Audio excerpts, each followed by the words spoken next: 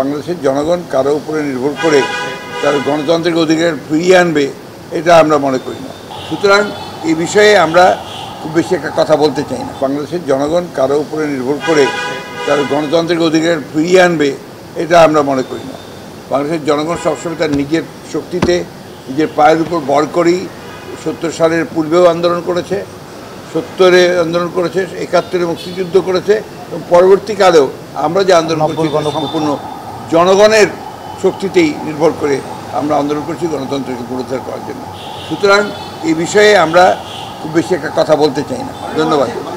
একটি কথা আমরা সবাই এখানে একমত হয়েছি, যে কথাটা আমি সবসময় বলে আসছি, এখনও বলছি, যে কোনো পরিবর্তনের জন্য সবচেয়ে বড় ভূমিকা পালন করে তরুণ এবং যুব সমাজ, ছাত্র সমাজ।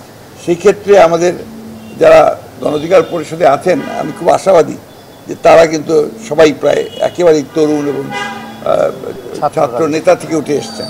ছাত্র নেতা ছিলেন নূর সাহেব, নিজেই ডাক্তার ভিপি ছিলেন এবং তাদের ভূমিকাও এই আন্দোলনে অত্যন্ত জোরালো ভূমিকা ছিল।